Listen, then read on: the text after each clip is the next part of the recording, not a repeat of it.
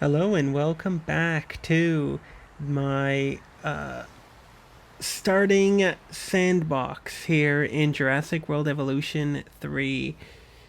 Uh, this episode is supposed to premiere, well, half an hour after episode 1. It is a double episode special day. In the last episode, we did this visitor hub area. It's not too complicated. If you watched the previous episode, you'll know why it's not too complicated is because there is a complexity meter now on console versions of the game. And the complexity meter essentially forbids you from making your parks too complex. In episode 2, we're going to be working on this area here, just to the left. I decided that could be an interesting thing to do. We are going to be continuing essentially right where we left off with our starter park here. As I said previously, this park essentially is just an opportunity for me to learn the new mechanics, to I guess just develop my technique a little better. So it's not going to be the best park I've ever made, but I do think that we're going to be, well, making something good here by the end of it. As well as it's going to be very important to learn the limitations of the game, to understand what is Jurassic World Evolution 3 capable of on console with the complexity limit.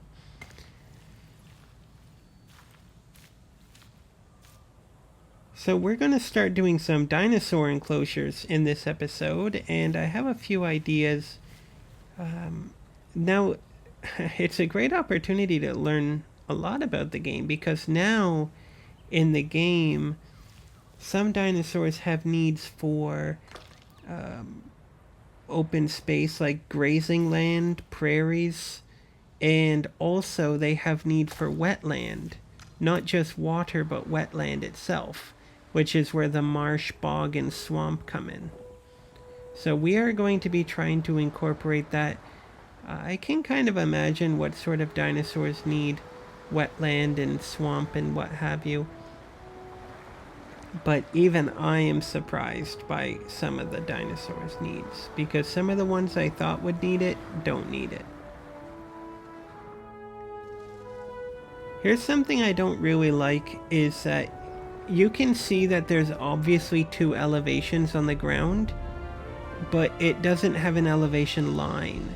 So it's one of those, I think that's going to probably annoy the heck out of me, is that little tiny elevation change is subtle enough, I think, to affect the park, but not subtle enough for it to have it's too subtle to have an elevation line. So that's going to be annoying. Now, in this particular episode, we are going to be using the environment to create boundaries for the dinosaurs. We're going to be trying that out. Again, these are your rock brushes here. You have this one, rock strewn flatland. You have like boulder waste, stuff like that. These three in the arid and barren section. So we have the wetlands here, which we are going to be including.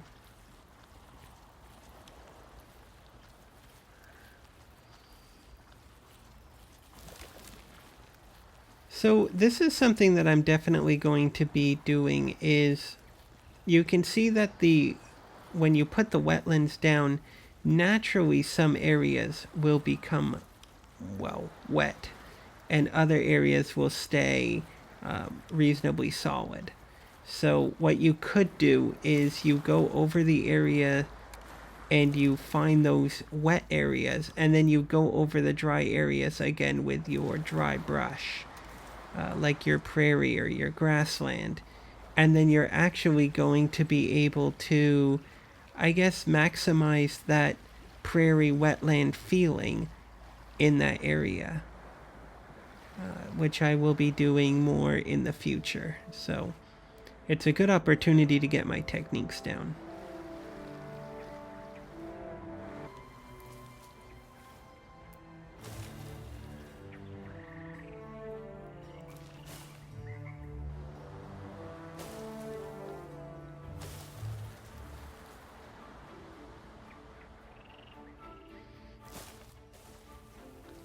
So I'm just trying to find that mix of shrubs and bushes and what have you, to make it sort of fit together nicely. I want the area to look good and natural. Here we have a viewing gallery up here. And here's something I love, is the viewing gallery is so open. Now we're going to put some metal benches out here. I've made a sort of sitting area outside of the enclosure I was working on. And I'm going to show you something really cool, something of huge improvement. It's something, if you know, I've been asking for it for a while. It's one of my most wanted features, is the ability to place benches underneath this, this sunshade here. In fact, I can even place the sunshade on the bench. In Jurassic World Evolution 2, the sunshade had a rectangular hitbox, and you weren't able to put benches directly underneath it. Now you are able, so I'm really happy about that. It's a big, big improvement. Here we are making a natural waterfall, and we'll get rid of those rocks because they look ugly.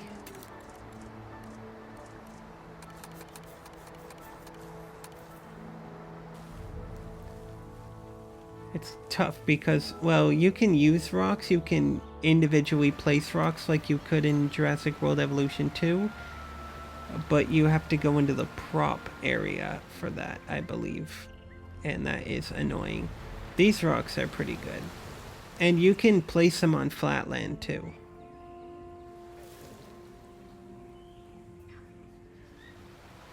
So the second enclosure is going to be up here. The second enclosure and the first enclosure are essentially sharing a barrier, which is that vertical wall. And we're going to bring the path around.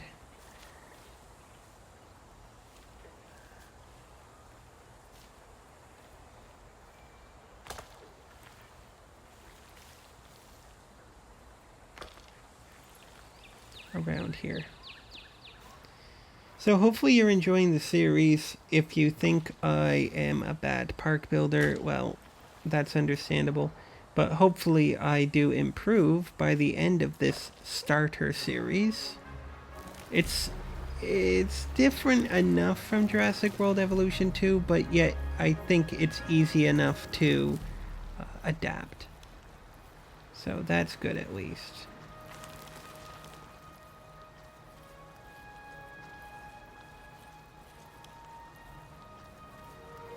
We're just putting in wetland. I think I'm putting in way too much wetland, but I'm kind of addicted. This is also an opportunity to let the evil voice on the shoulder, the devil on the shoulder, do the talking. And the devil on the shoulder says to put in lots of wetland because it is a new feature and I am addicted to new stuff. So far I've put in 10 hours in Jurassic World Evolution 3. It's not much, especially if you're watching this 2 weeks after it was released, but I couldn't play it immediately when it released because I was busy moving house. So I've just put in 10 hours. I'm playing on PlayStation 5. I played a bit of the campaign, basically just enough to get bored of it. It's not my favorite. I might come back to it eventually, but I'm a Sandbox guy. I'm an infinite money guy. I'm an infinite electricity guy. I'm just that kind of guy. So this is kind of my favorite part of the game. And I'm happy with it. I can tell you a little bit about what I think about it. I would say that the game is a definite improvement over Jurassic World Evolution 2. I can see that there are some features that are really better suited for computer. It's quite incredible, really. But then again, the Planet series, like Planet Zoo and Planet Coaster, are probably better on computer too. In fact, not probably, certainly. These kind of games are just better on computer. But I was watching Geekism do a couple videos on Jurassic World Evolution 3, and just seeing how quickly he can make scenery and how quickly he can play the game, it's like, wow, okay, I'll never be that good with a PlayStation controller. But what I normally do, I think this game is a definite improvement. You guys know, if you watch my Jurassic World Evolution 2 series, that I make parks like this. My technique is really better suited to blending vegetation and terrain manipulation, just to, I guess, try to make the game look good, to make the park look good. Rather than to customize, build every single piece of terrain or piece of decoration. That's not really my thing. And when they actually give me the tools to do it on console, I just confirms that that's not my thing. I'm not good at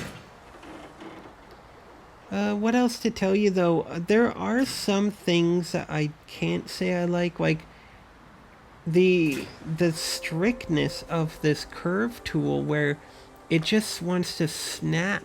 There's very little it's just not very flexible, you know? It's like it wants to go either straight at a 45-degree angle or at a 90-degree angle, and it really doesn't want to do anything in between. I'm fighting this damn path lane tool for it to be at the angle I want it to be at. I think that's probably my biggest gripe right now. But I do know that because it's a brand new game, there's going to be some fine-tuning, some tweaking, for better or for worse. But I hope that they do change that. Give me a little more, flexibility over the curve tool or the straight angle tool. I don't want to fight the angle constantly. It's like, let me choose the degree. But anyway, yes, the game is pretty cool. I love the rock brush. The rock brush is definitely awesome, although it's not called a rock brush. I wish they just called it a rock brush. The prop section is a little bit overwhelming. There might be some things I can do to make it easier, like if I can just favorite some of the props, and then I can have a favorite section in the prop section, that would make it way easier, because 90% of the props I'm never going to touch. Like an air conditioner, I'm not going to touch that. Some people sure, but I don't plan on making buildings. So I just want to favorite the table and bench and the fountains, really. I don't know if that's a feature or not, I haven't checked, but it's certainly something I think I could use. I think the foliage is really great. The density is surprising, because in Jurassic World Evolution 2, on things like the forest cover plants and trees and what have you, sometimes it was kind of difficult to get the density, but I do find that it's way easier getting some dense forests. In fact, I'm surprised, because in Jurassic World Evolution 2 it was much harder to get density. So that's something I like. New plants, I really like this flower shrubland. Also, the East Asia shrubland is cool, which you're going to see right here. The bushland, I'll show you why. Is this flower here? It's one of those stinking flowers, the corpse flower. I really like that. It's so cool. Now, I don't know if they're this common that they grow everywhere, because when I watched a video on YouTube about them, the guy had to like trek into the jungle to find it. And he's like, yeah, I found one. And then he goes and he treks like 20 miles into the jungle. No, not 20 miles, but he really goes deep to see it. And it's like, oh, I can make 10 of them appear in a 5-meter radius. So, but I'm not complaining. I think it's pretty cool. I like it. What else to tell you? The complexity meter is, I guess, a big downgrade, or not a downgrade, but a big negative aspect. But I'm not entirely sure if it's a big one for me as a console player. It might be, but I'm not sure. I've only filmed episode 3 so far, up to episode 3 of this series. And I'm at 25% complexity. I have 6 enclosures. So this episode is 3, next episode will be 3. I don't have too many buildings, but we're gonna see just how limited we are, if we can even finish the entire island. But we will see. Probably can, of course, but will we have to make sacrifices? I guess my final review of the complexity meter will be when we finish this park series. This starter island park build. Oh yeah, but it's pretty cool. I would say that it really... Oh yeah, I should add another huge thing. It's something I've been saying, if you watched my previous park build series in Jurassic World Evolution 2, you'll know I say it, is in Jurassic World Evolution 2, when changing the color of the dinosaur, I didn't actually know what it would look like until I put it into the enclosure. Well, now you can actually change the color and see what it will look like. I think they really improved that. Here we are just trying to get a mix. These swamp plants, mangrove trees or what have you, are interesting and all, but I think they're a little bit ugly. It's another thing about the intensity. I'll be playing with that intensity feature of the brush, don't worry, to see. Right now I'm on about middle intensity, or well, 70% intensity, and it's pretty intense. So I will be playing around with that, I think, as we go. But like, you see, some of these things really do appear pretty thickly.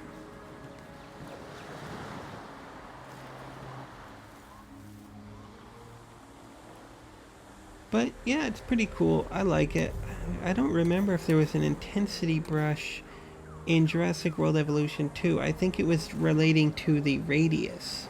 The radius sort of decided, or something like that. Now you can see I put in some deep water in this enclosure. It's because some dinosaurs can swim. And I am interested in seeing that. So naturally we are going to be incorporating that into our park. The East Asian woodland is really cool because there is bamboo. And that's so cool. You can get bamboo groves, which is super cool. You just get a lot of variety. I like bamboo. I think it's a really cool plant. Another thing you can get actually is Amorphophallus titan. It is the, I believe they say, the largest flower in the world. we might see them later. I don't know if I include that in the video, but you can check it on Google, the Amorphophallus titan. It's such a cool flower. Although it takes them a very long time to flower because they grow a flower or they grow the body of the plant, but they do not grow both at the same time as far as I know.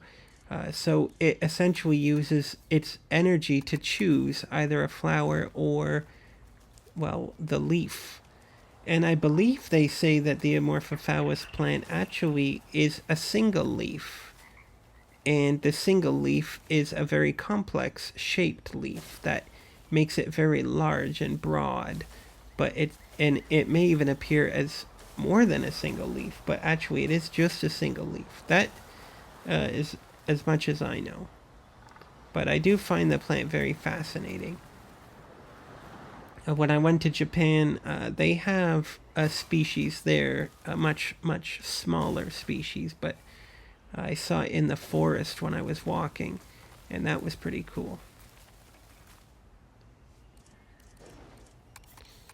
Don't know, did I tell you guys I went to Japan? I think that was before I started the YouTube channel. That was in, I don't even know when that was. I forget. May?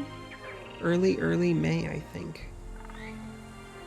But anyway, I'll be going back probably next year. I'll let you know because I don't know. I'll see if I can pre-film for that long because I will be away. Here we are doing our first actual eating area. I can't resist myself. I need to I need to feed people, and I need to put down lots of tables and chairs. So here we have a bathroom, restroom, toilet, what have you. And we are going to be putting in the amenities. It's pretty cool. They have all new food and drink signs. This is called Goat, which I find interesting. And now they actually have people, well, sitting up there and eating. Another cool thing I saw, I don't know if it's in this episode or not, but another cool thing I saw is that people actually will sit down in the chairs, which is exactly what I wanted, because in Jurassic World Evolution 2, people don't sit down in the chairs. So even if you have hundreds of tables and chairs, they don't. Here we've just put in I don't know, like a fountain display. And we're going to be putting in our tables and chairs. 5 objects. What are the 5 objects? Table. Oh yeah, the table, 3 chairs, and the umbrella. I think 3 chairs, 4 chairs? I think there are just 3. But maybe there's 4. No, I think there's 3. Why are we talking about this? Why are we debating how many chairs there are? It doesn't matter. I've been looking forward to this game for a while. I remember, because I pre-ordered it. I remember when I pre-ordered it, there was like 120 days until it released, and I was thinking, oh man, I can't wait that long. I was really, really struggling because I was just too excited, you know? And at that time, there was very little information being released at a time, so I was like, come on. Overall, though, the game is pretty stable. I mean, should I say pretty stable? I'd say super stable for me.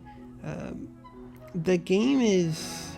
it's tough because for the last bunch of years, when games were released, brand new games, more than often they were basically broken for the first, like, week, or at least 4 or 5 days. They were unplayable. And then you had to wait for the patches. But I would say this game is pretty stable on day 1. I don't see any issues, personally.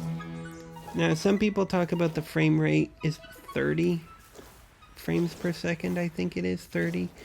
I don't really care, but some people do. Some people, it hurts their eyes when they see such frame rate, but I still watch YouTube at 760p, so I mean, it doesn't bother me if something is not perfect. Here we're just putting some of the beautiful rocks on, rock-strewn flatland. Lovely.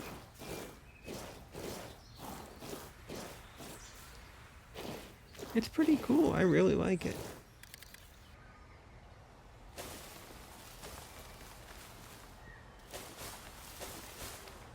And getting some foliage in. I'm not showing you guys everything because I want to keep video length down to a manageable rate, because when I did my Jurassic Peak, which was my magnum opus of my Jurassic Experience series, I had an episode that was 2.5 hours long, and that was way too long. Here we have our first dinosaur, the Paracephalosaurus. The unique crest of the Parasaurolophus isn't just majestic, but functional too. Its uses are myriad, from communication to thermal regulation. Evolution is quite the problem solver. So the first dinosaur we put down together is a Parasaurolophus. Oh man. Why does it feel like they changed the name?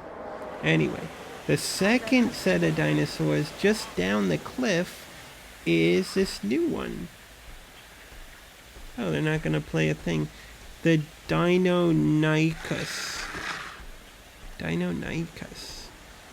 This guy is feathered, which is super cool, but he really loves swamp. Next we have the Dimetrodon.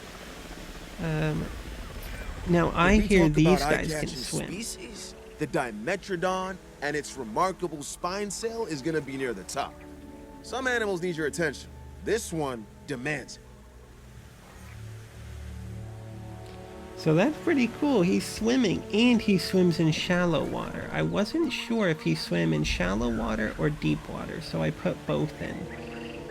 But now that I see that he swims in shallow water, I want something that swims in deep water. You see here, he's coming to the deep water, or yeah, he is coming to the deep water, but he turns around. So I'm not sure, are they not able to swim in the deep water? I don't know. But I'm definitely going to add in a Spinosaurus now, because I need something that swims in deep water.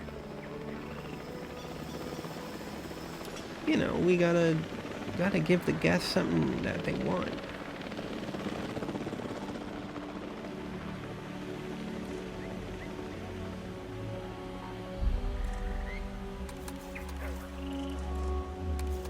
What are we doing? Oh yeah.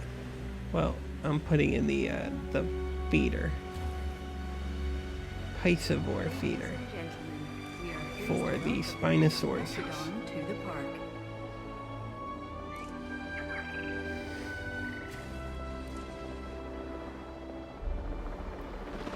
There we go. So by using natural boundaries, the dinosaurs are, well, limited, I suppose. Limited to their territory. Now I have it set where dinosaurs cohabitate together, but naturally I'm not going to put you know, meat eaters and plant eaters together. So here is the dinosaur viewer in the hatchery. So you see I have a Spinosaurus here, and I can actually choose its colors. I can choose its color, and I can see what it looks like. So that's super cool. Super big improvement. You might be wondering why I choose certain color patterns. I don't know. I just do. I'll change this one though. I don't want them to be identical. Do I? Or I guess it doesn't matter. Here we go. So we're gonna do that. But overall, I'm really happy with the game. So I guess, do I change We've got it? a I don't know. semi-aquatic legend on site now. Pale. The Spinosaurus is a menacing figure on land, but it really comes into its own in the water. Just imagine that iconic sail slicing through the waves as it approaches your boat. Feels like something out of a movie. Well, maybe also something out of a nightmare, huh? So she is going to start swimming soon. One thing I really want is the Jurassic World Rebirth variant of the Spinosaurus. I think it is really cool looking. So here the Spinosaurus swims in the deep water. She is making her way over to where her sister is going to be. I thought that maybe each would have their own territory with their own feeder, but it looks like they want to be together. So there's episode 2 for you. I hope you guys enjoyed it. As we talked about, I'm still learning the mechanics. I'm trying to make a nice looking park, but doing it my way. And that's the most important thing. It has got that Thomas Simulates signature plant mixture. I love that plant mixture. Very healthy. So I'd say it's pretty cool. I'm happy with it for sure. Episode 2 turned out real well. The complexity limit is so far, I think I'm managing. I'm trying to ensure a very specific amount of complexity in each episode. So that's good at least. But we are going to be maybe making our way around the island and, well, improving our technique as we progress. So hopefully you guys enjoyed it, and we'll see you next week for the next episode. Thank you very much.